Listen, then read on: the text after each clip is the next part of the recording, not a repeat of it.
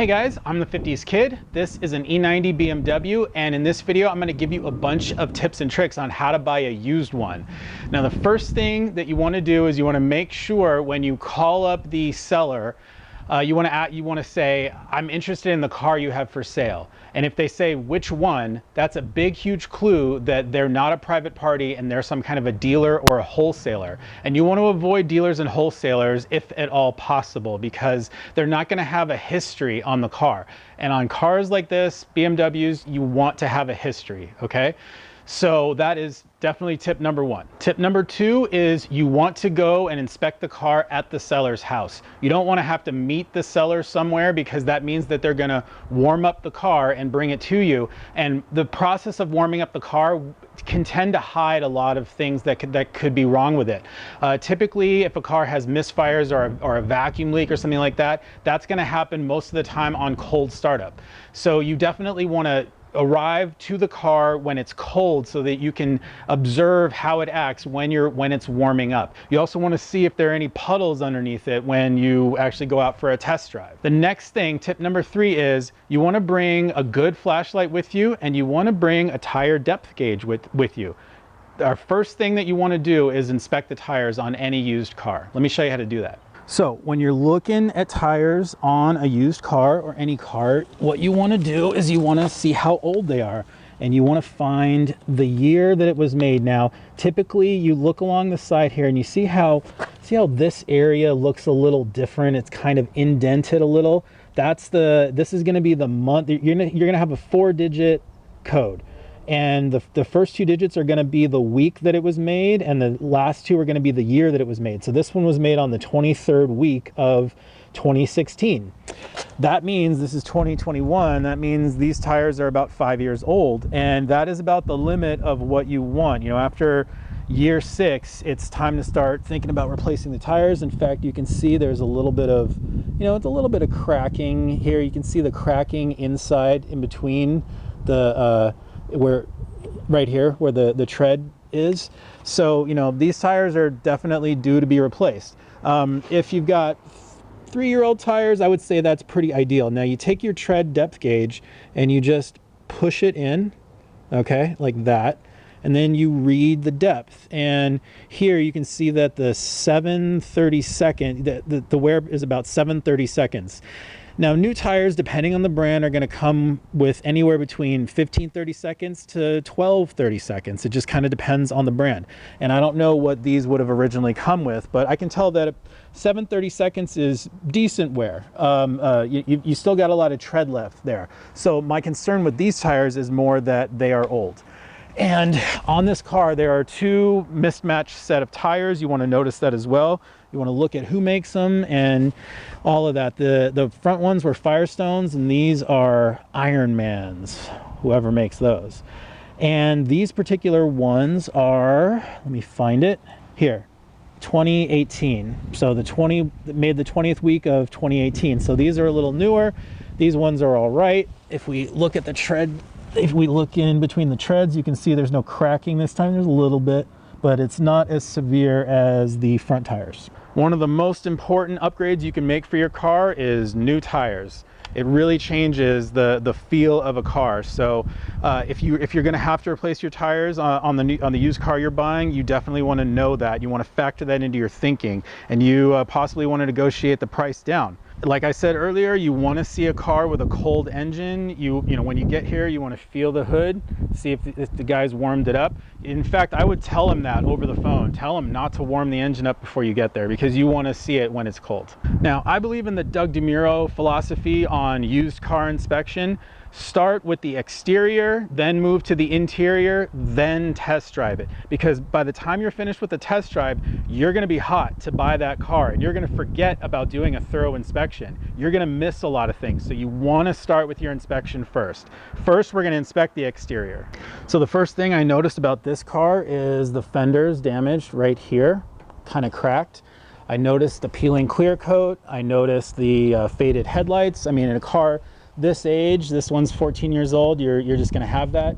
It's easy to clean that up yourself, actually. But I noticed a lot of cracking along here and along here. You want to notice all these little things. You got to go over the car See the scratch down there? I noticed the curbed wheels as well. That's kind of typical. You know, I noticed a little ding here. This is what you got to do. One right here. You got to just look over, inspect the whole car. It's going to help. The cleaner the car is, the easier it is to do this. And probably the car might not be that clean depending on when you're seeing it after the seller kind of put it for sale. You know, they'll clean it up at the beginning, but then it kind of just gets dirtier and dirtier as time goes on. So you want to take a whole look around, inspect everything. Just take a look, make sure, you know, notice anything you can. Obviously this car has peeling, it had bubbled up window tinting. I'm in the process of removing it. You want to take a look all around. I noticed a little ding here. Lots of little problems. So you want to make a mental note of everything, because you know, it all matters. It's all part of your negotiation. The clear coat's peeling right here. Seller's not going to like when you notice all the little flaws about his car, but that's part of car buying. So one thing I didn't notice about this car at first, because again it was a little bit dirty, but now that I've cleaned it and I've looked at it a little more, I'm thinking that this fender might have been repainted along with a blend into the door, but they didn't do a blend up into the hood area because there's a distinct color difference between the hood and this fender. At least I think. It's hard to tell exactly, but there's something going on. You know, the hood, the fender, the bumper matches the hood, but the fender is a little bit different. So that's one thing to notice. Once you're done with your exterior inspection, now it's time for your interior inspection. Take a look at everything. Notice how dirty things are. Notice what's worn, any little wear patterns anywhere. Take your time, do a thorough inspection, see what's dirty, see if there's any wear on the seats. You can see there's just a little bit right here. All in all, it's not too bad. Then get in the car. You want to inspect everything. You want to push every button. Let's turn the ignition on without turning on the car. You want to turn the radio on, make sure that that works. The first thing I noticed is that the radio did not work in this car. Another thing I noticed is lots of little errors and warnings in the dash. Probably good to research the car before you buy it so that you understand what's what. So the radio didn't work. That was definitely a problem. I tested the climate control, all of that worked. I noticed that the cup holder didn't work. I've already replaced it, and I've replaced this one as well, but you want to test your cup holders.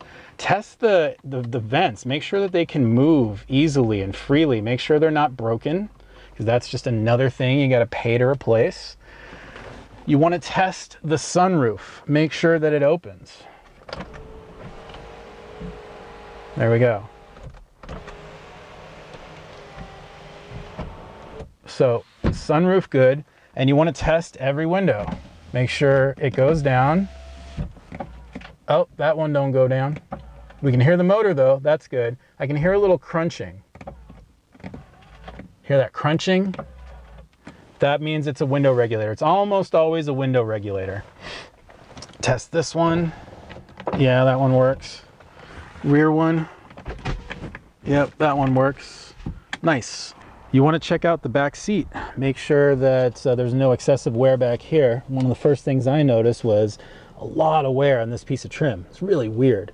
But again, test your vents here. Make sure they go up and down, all that stuff. Okay, now that we've inspected, time to look at the engine. So one of the first things I noticed under this hood is that it's all stock. It doesn't have an aftermarket intakes on it.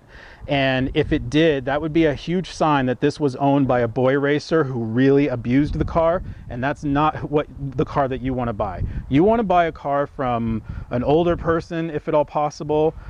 Somebody who just wasn't likely to have abused the car and driven it hard. But then again, with a 335, who knows if you're going to find that. Now, it would be great if every seller would let you partially disassemble their car and take off the valve cover so you can see if the valve cover gasket's leaking, and you can look at the fuel injectors and see if they're index 12s, if they've been upgraded or not. But Most sellers are not going to be cool with you doing that, so you have to settle for what you can see with your own eyes. The first thing that you can see and inspect with your own eyes is the wastegate rattle. So this is what the light was for in particular. We're going to shine our light down in here. Let me get you a shot of this.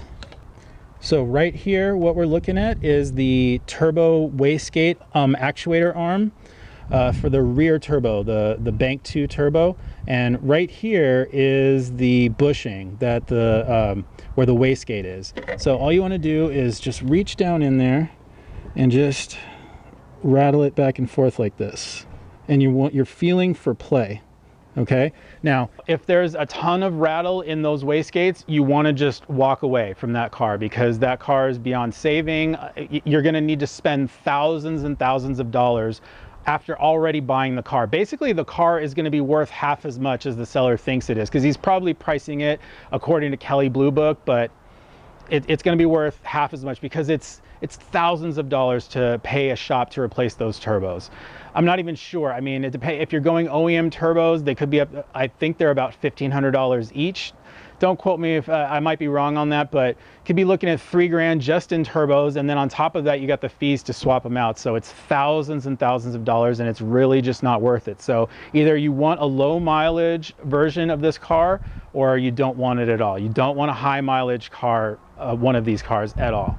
But turbos are not the only thing that could go wrong on this car. There are so many things that go wrong on these engines. Number one, the oil filter housing gasket. You want to look to see if it's been changed, and one big clue is to check and see if these bolts are mangled right here. This, in particular, this one. This is the one you're going to see. If it looks like it has tool marks on it, then the job has been done once before. Of course, the mechanic could have used the proper tool and been really gentle and gotten that off without any marks, but typically I find that there's marks on these. So that's the oil filter housing gasket is one big one that you want to have replaced. You also want to take a look at the belt. Look at this belt. It's a little bit frayed down here. I know that this belt was replaced in the past, but it's been quite a long time, and it definitely needs to be replaced now, because I see little chunks coming off the edge of it. You want to look though for signs of oil on that belt, because the oil would be coming from the oil filter housing right here, the leaking gasket. If that oil leaks down on that belt, it'll eat away the belt.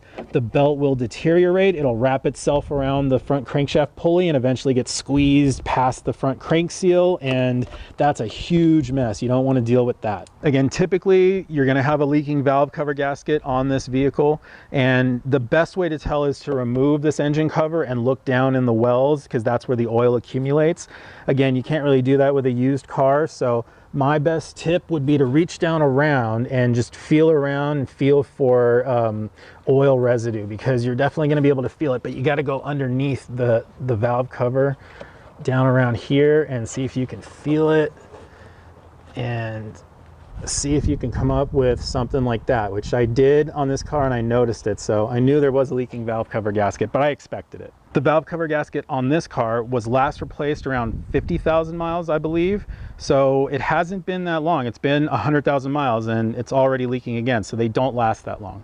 Inspect for signs of coolant loss or coolant leakage. You want to take a look inside.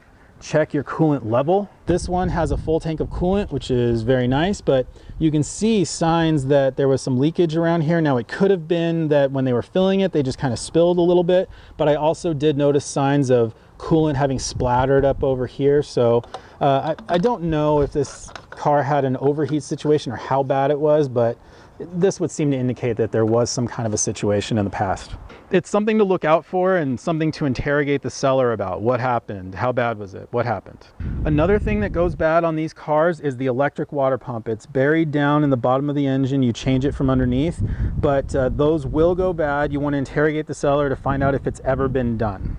Another thing that goes bad on these cars all the time is the high pressure fuel pump. You want to ask the seller if it's ever been replaced. There was a big problem with these, and there was even lawsuits about it. BMW ended up warrantying those pumps for 10 years, up to 10 years, 150,000 miles. So depending on the age of the car you're looking at, you might still be within warranty to get that replaced. Another thing these had problems with is the high pressure fuel injectors. There were several updates to them, and each update has a different index number. So they started with index 1 and then came out with 2, 3, 4, 5. They're up to index 12 at this point. And the only way to know really is to pull off the beauty cover and inspect and look down with a flashlight. On this particular engine, I've got all index 10s except for the rear one, which is an index 7. Another thing that goes bad all the time are the coils. Ask if the coils have ever been, if they've ever had problems with coils, have they been replaced? It's a good sign if they've been replaced. And then the spark plugs. The spark plugs need to be changed on a 335 every 45,000 miles, so interrogate the seller about when the last time he's had the plugs changed. And of course, the oil pan gasket. Ask the seller if he's had the oil pan gasket replaced, because that'll be a huge thing if he's done that. That's a big job, an expensive job. Very unlikely that he's had it done. Most people just deal with the oil drips in their driveway, but this thing will be dripping oil, guaranteed, if the oil pan gasket has not been changed. You want to take off the oil cap and look down inside with your flashlight. You want to open up the oil cap and look inside with your flashlight. You want to take a look at the color of the oil varnish. You're looking for yellowish varnish rather than dark orange. If it's dark orange, that's a sign that the previous owner did not keep up with the maintenance on this car. All right, that should cover all the big problems. Now we're going to start the car and listen to how it sounds.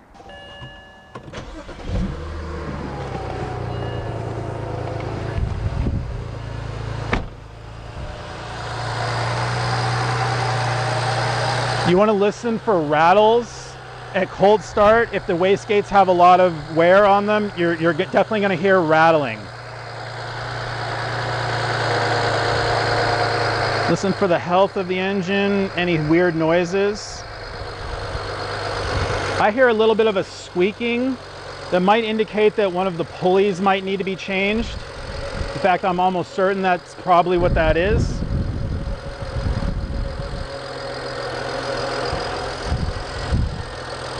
Let the engine warm up a little bit. Make sure that there's no misfires. That's what you're looking for here. You're looking for shaking, lots of shaking. That's a sign of a misfire. This engine looks good. Let the car warm up while you continue your inspection. There you heard the sound of the engine change. Now it's under closed loop. So now it's looking at various sensors on how to operate. One big thing to check before you drive off, which I did not do, which nobody is going to remember to do in the middle of the day, is to turn the lights on, turn the headlights on. So as you see, we have a headlight out, this one. That's an issue. So something to look for. At this point, you want to go for your test drive, and you want to go for an extended test drive. You want to go for long enough for the car to fully warm up. The temperature gauge on the dash in this car, that's not the engine coolant temperature, it's actually the engine oil temperature. And you want to give it enough time to fully warm up. It actually takes a long time on this car. So go for an extended test drive. Don't just go for one freeway off-ramp and get off and come back. You want to go for a number of freeway off-ramps. Go for an extended test drive. When you're getting on the freeway, do it really quickly. Stomp on the gas and spin up the turbos and get them going. You want to see if there's any turbo lag before you feel the response. You want to feel the turbos and see how good they are. All of these cars, as the turbos wear out, there's just going to be a little more lag and a little more lag that builds up over time. So you definitely need to test that, get an idea of how bad that is. Another thing, when you're going at speed on the freeway, if you feel wobbling in the front tires, that could be a sign that they're not balanced correctly. You want to test out the brakes, especially, somewhat. You want to give medium pressure on the brakes if you can, if there's not too much traffic behind you, because you want to feel for wobbling in the steering wheel, because that could be a sign that your brake rotors are warped, or it could be a sign that the front suspension members are worn, if the front suspension bushings are worn out. While you're on the freeway, you want to get a little bit of a lead between you and the guy in front of you, and then you want to stomp on the gas, downshift, spool up the turbos, and see how the engine responds. I had failed to do that on this car, and I didn't catch the problem until after I bought the car on the drive home. But what happened was the engine went into reduced power mode. There was a little warning icon in the dash. Engine went into reduced power mode, and I was like, oh my God. So it turned out to be not too big of a deal. It was just boost pressure control solenoids that I replaced, and everything's fine. But If I had caught that problem, and I did have my scan tool with me, I could have caught the problem and I could have used that as a negotiating tactic to get the seller's price way down, because the car obviously had problems with the turbos. But I failed to do that, so I missed out on an opportunity. You don't want to miss out on the same opportunity. I did rev the car, I drove the car really briskly, but the car didn't fully warm up. I didn't realize until later, until the drive home. So that's the main mistake I made. I didn't do a long enough test drive. I didn't fully test the car the way that I should have. Finally, once you get off the freeway, you want to go through some residential neighborhoods, preferably ones with speed bumps, and you want to kind of take the speed bumps maybe a little bit faster than you might normally. Not so fast that you're going to bottom the car out or scrape it and all that stuff, particularly if the seller is with you on the test drive. But you're looking to test the struts to see if they're worn out, because you're looking to see if your head hits the roof. Essentially, that's what you're looking for. It's just another thing you're going to have to do. I typically find it's unlikely that most owners would replace the suspension members, because they just it's not something that a lot of people know about and realize that if they did that, it would transform the feel of their car. Most owners just don't really think about it, but it's something that you definitely are going to want to do once you buy the vehicle. Now, the last thing you want to do, another thing you want to take with you, is a scan tool of some kind. Preferably a BMW scan tool if you have one. Now, a lot of you were asking what this is that I was using in the first video on this car. This is made by Launch. It's an X431 Pros Mini. And it's like a $600 scan tool, but it works on all cars. You don't have to buy this particular tool. This is a little more expensive. They make BMW specific scan tools. You can find them on Amazon. They're really not that expensive. Look for the term Creator or look for BMW scan tool. They're not that expensive. I believe you can find one for about $60. You need a scan tool that can communicate directly with all the modules on the car and read out all the problem codes from them. Most cheap scan tools only do OBD2, which is like a generic thing that all cars support, but you want a scan tool that can specifically talk to the BMW ECU and transmission control unit and all those modules. You want to read out all the error codes. And you want to do this at the end of your test drive, because it's very likely that the seller might have cleared all the modules, and if you try to show up and plug your scan tool in, you're not going to find anything, but you might find something after your extended test drive. So that's it, guys. I really can't think of anything more to say other than to wish you good luck on purchasing your BMW 335. If you liked the video, give me a thumbs up, subscribe if you want to see more. I'm the 50s Kid. Thanks a lot for watching.